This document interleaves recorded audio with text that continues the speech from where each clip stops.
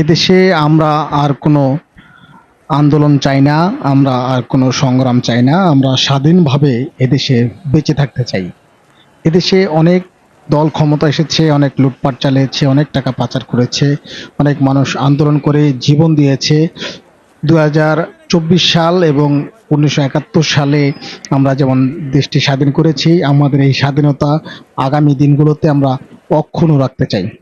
আপনারা দেখেছেন নিশ্চয়ই, গত 5 আগস্ট এবং 4 আগস্ট শফিপুর আনসার ভিডিপি একাডেমিতে, একাডেমির ভিতর থেকে আন্দোলনরত ছাত্র জনতার উপর কিভাবে নৃশংস হামলা চালিয়েছিল আনসার বাহিনী।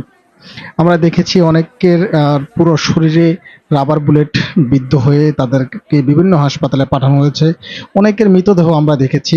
বিশেষ করে 5 আগস্ট দুপুরের পর থেকে ছাত্র জনতার উপর আনসার ভিডিপি একাডেমির ভিতর থেকে আনসার বাহিনী যেভাবে গুলি চালিয়েছিল, অনেককে পুরো শরীরে রাবার বুলেট দেখেছি, অনেকের কপালে বুকে আমরা গুলির চিহ্ন দেখেছি। আমরা আমাদের এই দেশটিতে আর কোনো অরাজকতা দেখতে চাই না। যারা গাজীপুর বার্তার আজকের এই ভিডিওটি দেখছেন, শেয়ার করে সবাইকে সচেতন করে দিবেন এবং সবাইকে জানিয়ে দিবেন আমরা আমাদের এই দেশটিতে আর কোনো আন্দোলন সংগ্রাম চাই না, আর কোনো নৈরাজ্য চাই না। আপনারা নিশ্চয়ই দেখতে পাচ্ছেন হাসপাতালে চিকিৎসাধীন রয়েছে একজন যুবক। এরকম অনেক যুবক রয়েছে যারা আন্দোলনে গিয়েছিল, তাদেরকে এখনো তাদের পরিবার খুঁজে পাচ্ছে না।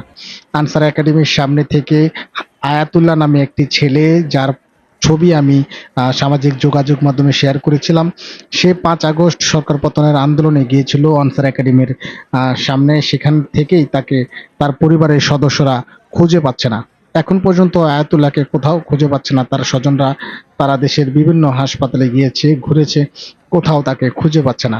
আমি স্ক্রিনে আয়াতুল্লাহর ছবি দিয়ে দিচ্ছি। আপনারা যদি আপনাদের আশেপাশে কোথাও কোনো হাসপাতালে তাকে অসুস্থ অবস্থায় কিংবা তার লাশটি যদি দেখতে পান, স্ক্রিনে বা তার ছবির সাথে কিন্তু তার নাম নাম্বার দেওয়া রয়েছে। অবশ্যই তার পরিবারকে একটু জানিয়ে দিবেন।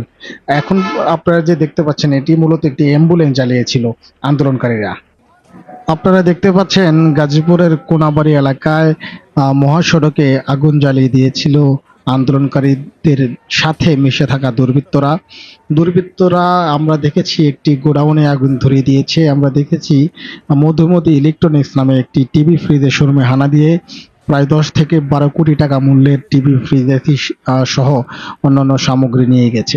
আমরা এটাও দেখেছি পরে কিন্তু ছাত্র জনতা সেই মালামালগুলো উদ্ধার করেছে।